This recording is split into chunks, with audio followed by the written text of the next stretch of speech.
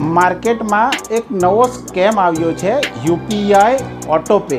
મોટા ભાગના લોકોનું ઈએમઆઈ ઓટોપે કરાવતા હોય છે, જેથી સમય આવે તો હપ્તો આપોઆપ ઓટોપેથી કપાઈ જાય. બસ હવે ફ્રોડસ્ટર આમાં બી ફ્રોડ કરવા લાગ્યા. આ કૌભાંડમાં સ્કેમર યુઝર સાથે કરી શકે છે છેતરપિંડી અને તેમના બેંક ખાતામાંથી પૈસા પણ ચોરાઈ શકે. તેથી આ કૌભાંડ અંગે સતર્કતા જાળવવી ખૂબ જ જરૂરી છે. હવે આનાથી બચવા માટે તમારે 5 વસ્તુઓની ધ્યાન રાખવાની ખૂબ જ જરૂરી છે. તો કઈ આવી બાબતો છે, આવીએ જાણીએ. તો પહેલી વાત એ છે કે યુપીઆઈ ના સેટિંગ સતત બદલતા રહો.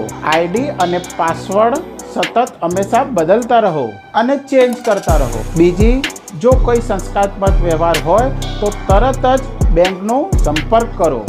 ત્રીજી, જો તમને ટેક્સ્ટ મેસેજ યા વોટ્સઅપના માધ્યમથી કોઈ અજાણી લિંક આવે છે અથવા તો ઈમેલમાં કોઈ અજાણી લિંક આવે છે તો તેના પર ક્લિક ભૂલથી બી કરશો નહીં. ચોથું, ક્યારે પણ પોતાનું યુપીઆઈ આઈડી અને પાસવર્ડ ક્યારે પણ શેર કરતા નહીં. જો કદાચ આવી લિંક તમને પણ આવે તો સાયબર ક્રાઇમની એક હેલ્પલાઇન નંબર છે 1930. આ એક હેલ્પલાઇન નંબર છે. તો આ નંબર પર તમે ચોક્કસપણે તેનો સંપર્ક કરો અને સાયબર ક્રાઇમને એનું જાણ કરજો. તો આવી જ અપડેટો માટે મારા પેજને ફોલો કરે, લાઈક કરે અને શેર કરે.